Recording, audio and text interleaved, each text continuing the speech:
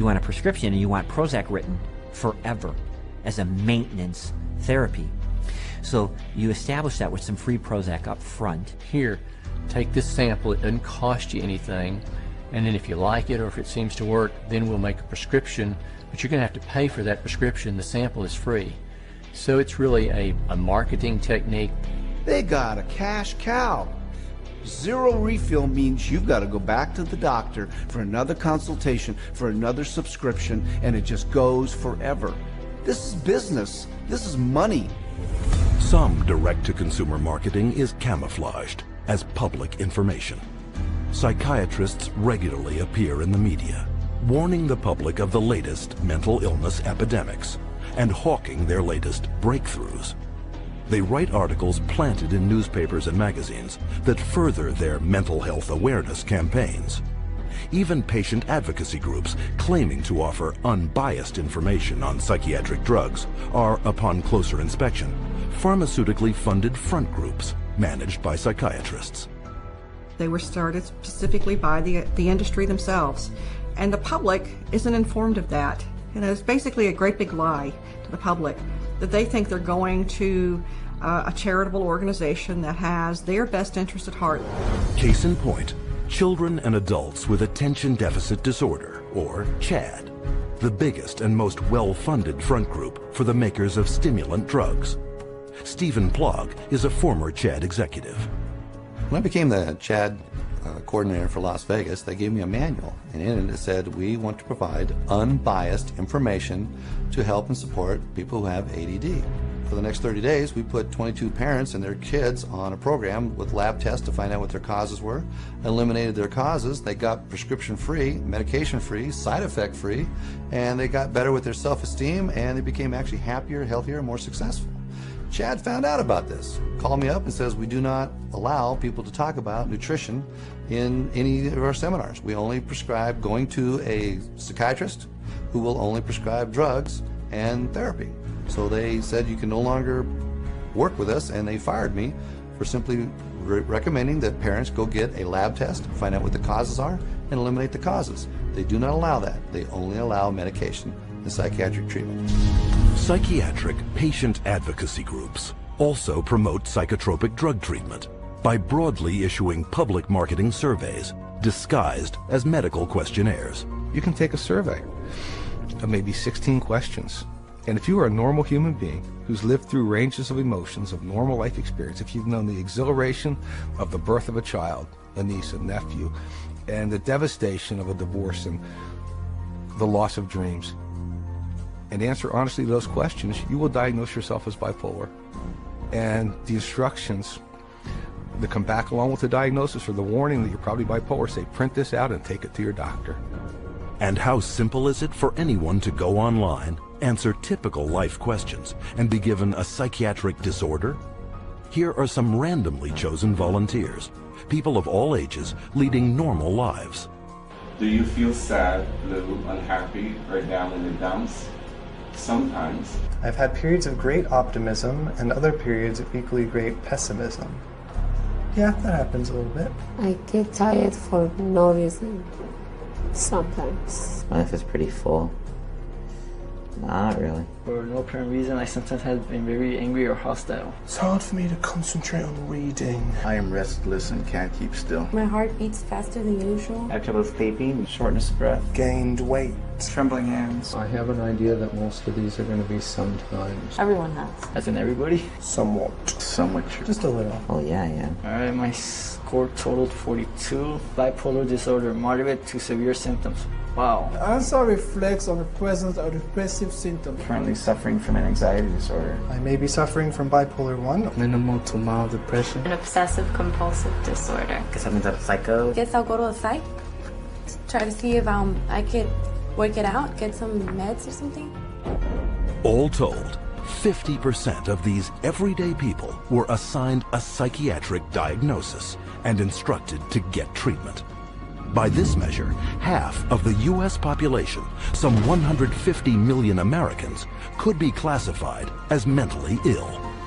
Now you have a direct line of consumers just walking in with a little pre-survey that says that they potentially can have bipolar, ADHD, stress, anxiety, any of those categories, and they just need to take this assessment tool and say, okay, that basically that is what you have, and here's your drug. And psychiatrists are now clamoring to make such assessment tools mandatory. Take Teen Screen. Under the guise of a suicide prevention program, mental health tests are administered in the schools to diagnose and drug children. Children such as Chelsea Rhodes, who left for school one morning an average teenager and returned home with a psychiatric diagnosis.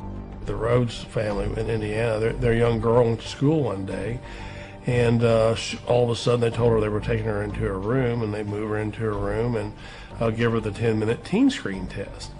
And shortly after taking the test, she's pulled aside in the hallway and she's told she has two problems, basically two mental problems. One, obsessive compulsive disorder, and social anxiety disorder. Her parents were stunned, dumbfounded. They didn't know that Teen Screen was going to screen their child. They had not been asked permission.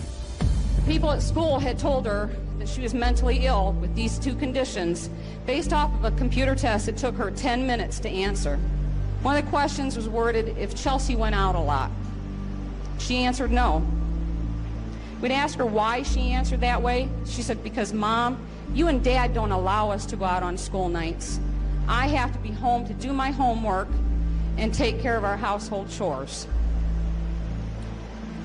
The other question was, do you ever feel nervous or anxious when you're in front of a group of your friends or peers? Chelsea answered yes.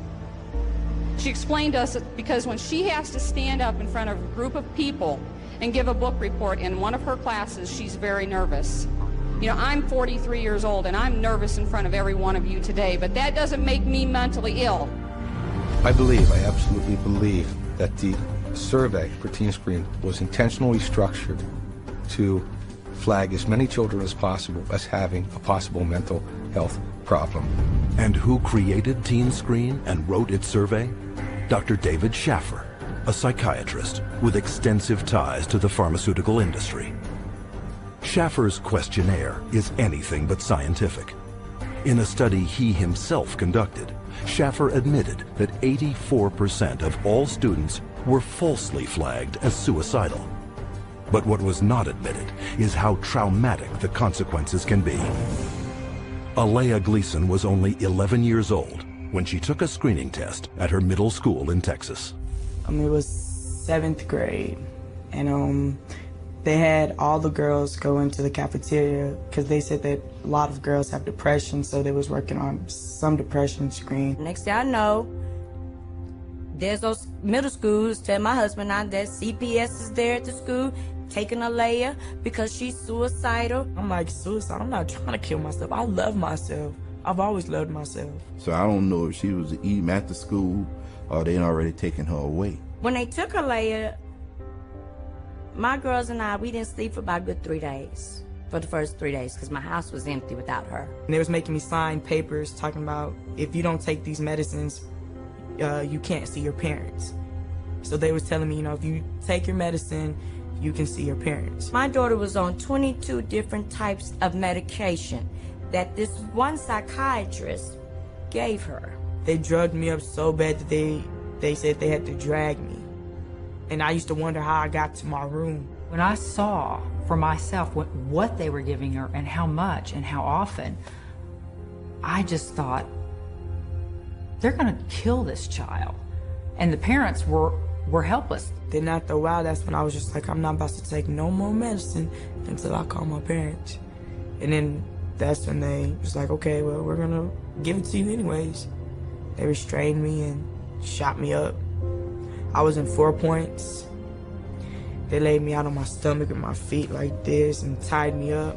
One day, they must have put her in about 12 restraints in one day. They said I was restrained about 70 or 80 times.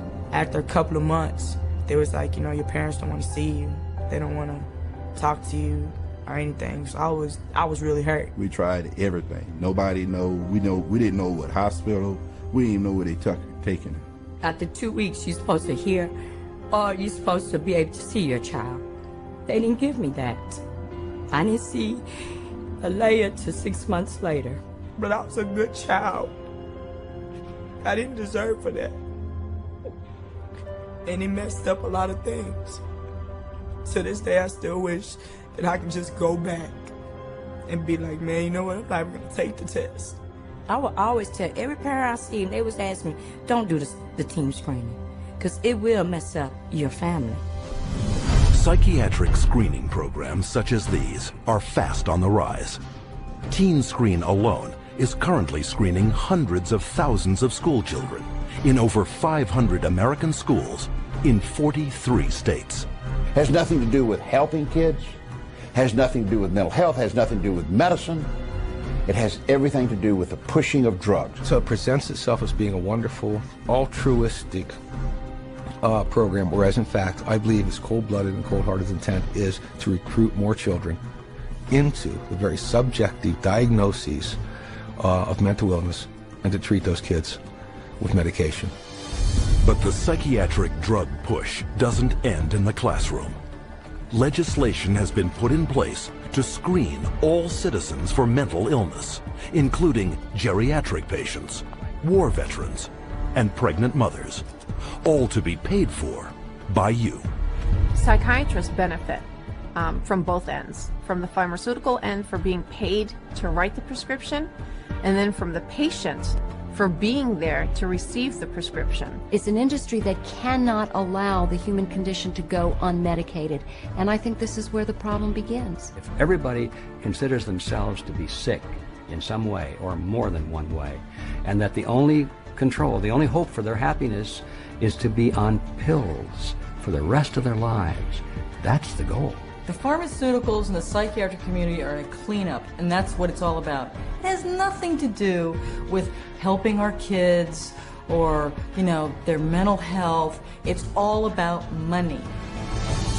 Today, drug companies spend over $5.3 billion a year marketing prescription drugs, almost 9 times more than a decade earlier. The result? Worldwide sales of psychotropic drugs have soared to $80 billion.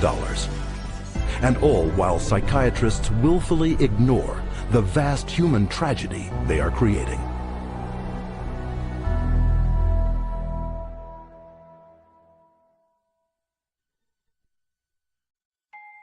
I'm 10 years old, and I'm going to read, I think, the side effects of a drug called Daytriana. The drug Adderall. Luvox. Cymbalta. Gyudon. Lexapro. Namenda.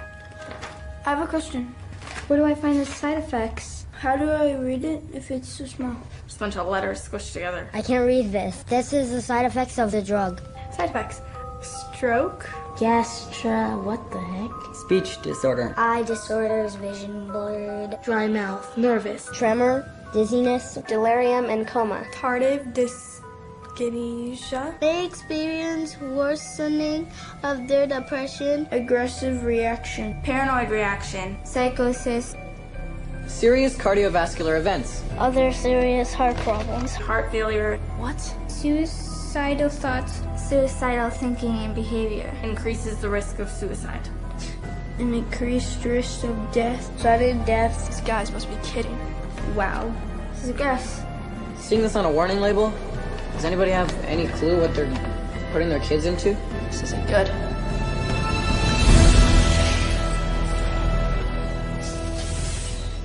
No drug has side effects. They're all effects. Side effect is just a way that doctors explain away the effects that they don't like or you won't like, but they're effects. These are the effects of these drugs.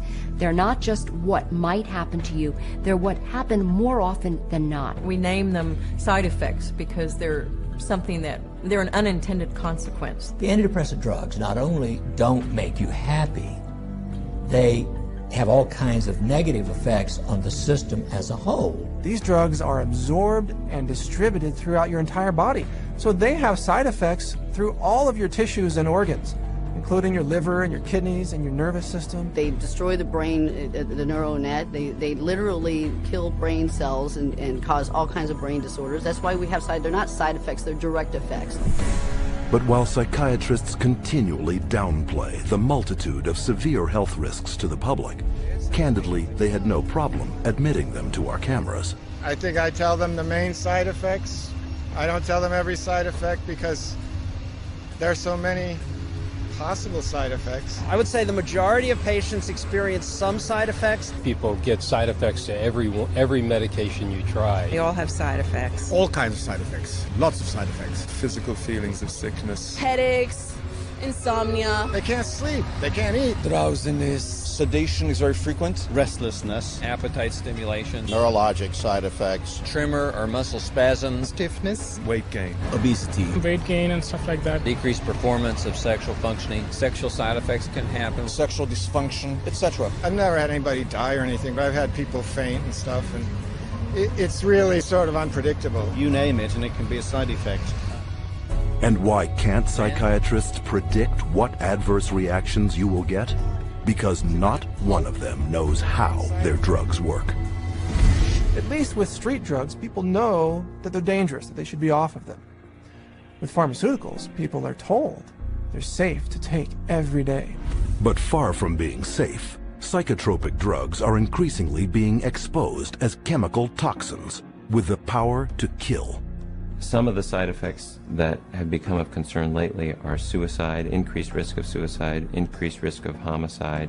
These aren't people that were horribly depressed when they were given a drug. These are people who are given a drug for social anxiety or difficulty sleeping or mild depression and then become suicidal. And so when they become suicidal and they kill themselves, what the doctor does is go back and say, oh, well, it's because they were depressed. The label itself, the disorder, is what is blamed for the side effects. When in reality, it's the drug that is causing the side effect. It is the drug that is the problem. Drugs such as the antidepressant prescribed to Woody Witzak, who took it not for any mental complaint, but to help him sleep. My husband and I, Tim, his nickname Woody, we were married just 2 months shy of 10 years, so we've had a long life together. And Woody was a guy who was healthy. He was a big runner. He's never had a history of depression or any other so-called mental illness. He was given Zoloft for insomnia. I find Woody one night completely sweat through his shirt in fetal position. He kept going, Kim, you gotta help me. I don't know what's happening to me. It's like my head's outside my body looking in. Kim, help me, help me. We did breathing, listened to music, prayed, anything to calm him down from his head outside his body feeling. And a week later, he was found dead hanging. A guy who loved life. Psychiatrists claim their drugs save lives, but according to their own studies, psychotropic drugs double the risk of suicide, with one increasing the risk by a factor of almost 7. As a pharmacist who has been studying the problem for the past 7 years, I do see a glaring connection between the high use of these psychoactive substances and the rise of violence. If people knew that the mechanism was not known of these drugs, that they could cause, if there's a real chance for them to get a homicidal tendency or even suicide, if you take the drug, there's a chance you may want to kill yourself. And I could repeat probably a dozen other examples of significant self-inflicted harm or significant violence to others in patients who had never had that experience in their adult life. Patients such as Wyoming grandfather Donald Shell. Donald Shell was a man in his 60s, a gentleman, a family man, a funny man.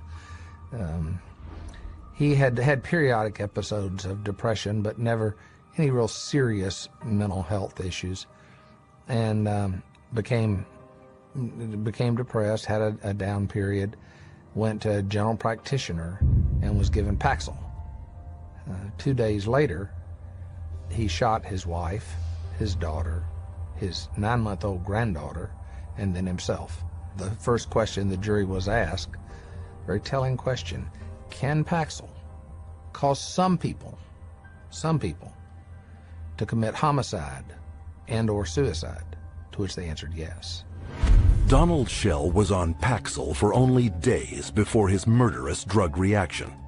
But long-term use of psychotropics has also proven to create a lifetime of damage, an unwelcome fact ignored by psychiatrists. In the long run, the side effects may actually be worse than the original condition. I don't think the average patient has any idea that the long-term use of this drug is now associated with very serious diseases, with diabetes, with kidney failure, with tardive dyskinesia, a movement disorder that's very serious and permanent and irreversible. You can be affected by these drugs in any part of your body, your brain, your heart, your kidneys. That's why people die early very often, because they are prescribed things, and the long-term effects are, in some cases, the death of the individual.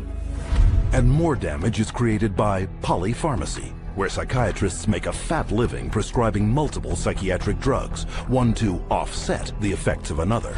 If you have drugs that create side effects, that gives you a ready market for more drugs to cure the side effects. It seems to me that it's a self-propagating system. And what ends up happening is that each one of those new drugs that's added into the scenario brings on another symptom for which there's another drug, for which there's another symptom, for which there's another drug. And it just snowballs into a vicious circle of one drug causing the need for another drug. Sometimes people come and they're on such a cocktail of so many different drugs for so many different things. It's rare now that I see a senior citizen that is on less than 5 or 6 drugs at one time. Some 12, 15. One will lead to the next, and they're all toxic. This is how the game is played. And as psychiatrists spread their lucrative game of psychotropic drugging further and further into society, children have become the latest and most tragic of casualties. Rebecca Riley, 2.5 years old, they diagnosed her with bipolar disorder and ADHD. They had her on an antipsychotic, they had her on a heart drug, they say, for ADHD, and they had her on an anti-seizure. And then one other one for side effects. 4 drugs at 2.5 years old. She can't even zip up her own pants. She's like a little rag doll. The school nurse, 2 teachers, the principal, the social worker, all said they never seen any behavior in this little 4-year-old girl that would warrant these kind of medications. And all specifically called this doctor and said, please take her off these. She died at a little over 4 years old. This little girl that didn't have a chance, and the psychiatrist just let her. Instead of standing trial and facing prison time, Rebecca Riley's psychiatrist, Dr. Keiko Kifuji, hasn't even lost her license. One might well ask how psychiatrists get away with it. The answer lies in a legal concept known as standard of care.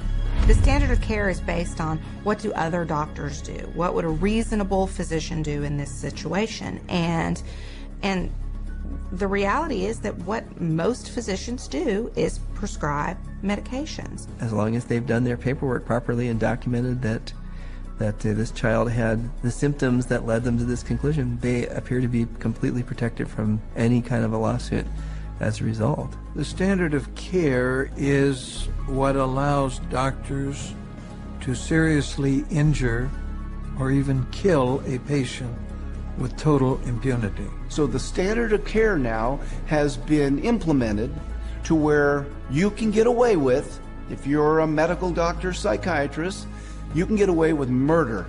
And the death count keeps rising. Psychotropic drugs now kill an estimated 42,000 people every year. The cost to society is very real and very devastating. But the medicine they're practicing isn't real. It's a hoax. Profit always comes before patient safety, and they take a very short-sighted view. It's all about how can we make money today, not what price are we going to pay tomorrow. The trail of destruction that a psychiatrist leaves in his path is of no concern to that guy. It's all that money.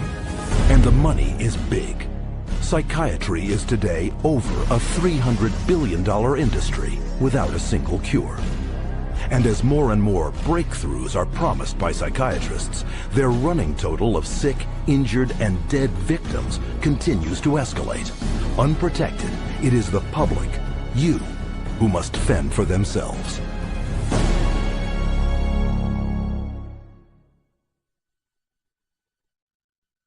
My wife and I are blessed. We have 7 children, and we love them all. They're all our favorites. Each child we have is our favorites. And Beth was extremely special. She was kind, generous. She had like a really sweet and caring personality. She had this beautiful smile, like an inviting. She could make friends with basically any stranger on the street and get a smile or a laugh out of them. Beth was having a hard time sleeping for maybe 4, 5, or 6 weeks. And so we said, Beth, you should go to the doctor and get something to help you sleep. He said, okay, well, I'll try to give you something to lessen your anxiety, and it should help you sleep. Within 5 minutes, a 5-minute visit, he prescribed her Paxil. When I first saw Beth right after she went on the Paxil, she was different. Like, I felt like she was drugged. And by the 2nd or 3rd day, she's like, I don't know, I just don't feel right. You know, I feel strange in my skin. But after about 3 or 4 days, I remember that Beth was, at times, very different, like sullen, keeping to herself. My mom and her were having dinner, and she said she didn't have any real emotion. Like, she kind of felt emotionally numb. She was like a different person. Like, she just seemed like she was under the influence of something. She didn't seem like herself. She seemed like she was tripping out. I talked to her on the phone, and she told me she didn't want to be there. And I was like, why don't you want to be there? She's like, I just don't feel like myself. I just feel like crazy. I just don't feel right. I truly believe that she was hallucinating maybe and going in and out of this psychotic state at this point. It seemed like she was melting down, like emotionally. She was becoming worse every day. I said, are you suicidal? I actually asked her. And she laughed at me. And she said, no, I would never do that. And I'm thinking in my mind, I'm just going to lay down next to her and I'll rub her head and I'll talk to her and we'll try to figure out what we're going to do because something's not right here. And my son Matthew was right behind me going upstairs. And when I got to the top of the stairs, I saw her hanging in the hallway. Then the police were all over the place and people were coming and going, and about 3 hours, 4 hours after my daughter died, one of my friends came over and said, you know, I was speaking to so-and-so, one of our other friends, and she said, oh, Beth must have been on Paxil. That's the only way she would kill herself. It just wasn't her. There was nothing in her that would have done that. She was the most non-violent, like gentle. It's a violent way to die. It had to be the drug. There was no other answer. If we knew what we knew now, Beth would be here with us today. I know that for a fact. The tragic story of Beth Winter is just one of many, a tale repeated wherever psychiatric drugs are prescribed. But psychiatrists insist you believe that their drugs are safe and effective because they are the mental health experts and you are not. But case after case proves that trusting them can have disastrous consequences. Psychiatry is pseudoscience. It's false science. It cannot withstand rigorous review if people would just look at the evidence. If they help anyone, it's not worth the risk to the people that are harmed by them. They are betraying every customer they have. They don't know what they're doing, and we need to educate the public to use their feet and walk away.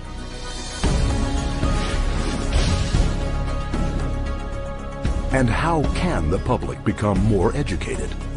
By exercising a central medical right, little known to the patient, but very familiar to psychiatrists. We want to be able to present the patient with alternatives.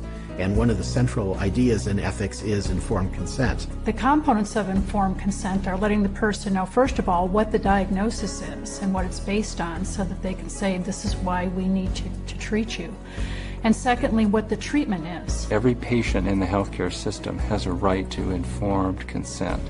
That is, they have a right to be told the risks and benefits of the treatment, the risks and benefits of alternative treatments, and the risks and benefits of no treatment at all. Patients should be totally informed, fully informed about every medication that the psychiatrist offers to them to take or says they should take.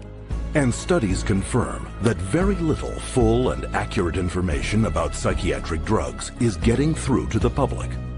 So what would full and accurate, informed consent on psychiatric drugs consist of? These medical doctors and experts have extensive experience in the subject. Their first point: psychiatric disorders are not actual diseases requiring medical treatment. It's true that there's no biological findings that really support any of these psychiatric diagnoses being medical illnesses. And the burden of proof really is the other way around. It's not that you have to prove that there is no biological science. The burden is on psychiatry to prove that there is. There's no blood test. There's no lab test. There's no x-ray. These are just clusters of behavior that a group of psychiatrists have voted that it's a disease. Can you imagine doctors having to have powwows to decide if a heart attack is a real disease or not? No, they don't have to decide that. They don't have to have a vote on that. They should be asking the doc, geez doc, where's the chemical test for that?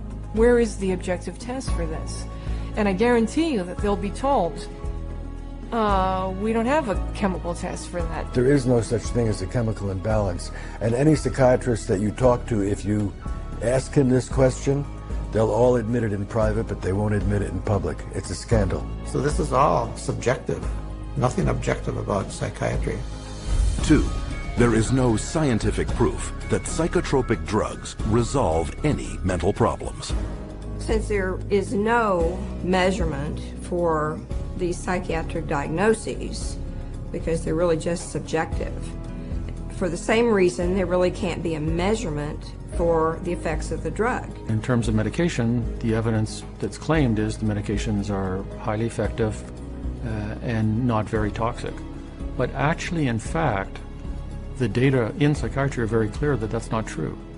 What is true is that the medications are barely, if at all, more effective than placebo. You're selling drugs to people under false premises, under a disease that's been invented. So how do you measure efficacy among a disease that doesn't even exist? 3. Psychotropic drugs mask symptoms and come with severe short and long-term side effects. Whatever problem you're being treated for, whether it's depression, real or otherwise, or cardiovascular disease, medicating away the symptoms is not solving the problem. The patent medication gives the appearance of having helped because in the short term, it usually doesn't show the bad effects that are going to happen in the long term. So it's very deceptive. The longer the patient's on the medication, the worse the prognosis is. None of these medications hit precise targets. You begin accumulating all kinds of collateral damage. In other words, other organs in the body are actually harmed. So for the first time, we're seeing kids in grade school or middle school who have type 2 diabetes and who have the beginning stages of cardiovascular disease. So you see Parkinson's disease, you see tardive dyskinesias, you see other movement disorders. Is it true that we're now seeing a lot of death from psychiatric drugs? Absolutely yes. 4. Psychotropic drugs can cause dependency and addiction. One of the hallmarks of informed consent with psychiatric meds is you have to discuss the potential for addiction. The vast majority of psychiatric drugs create psychological and physical dependency. Most patients that I've seen that were on these drugs have difficulty getting off of them. It's rare for somebody to just be able to stop it without a problem. 5. Most mental problems are caused by an underlying physical illness.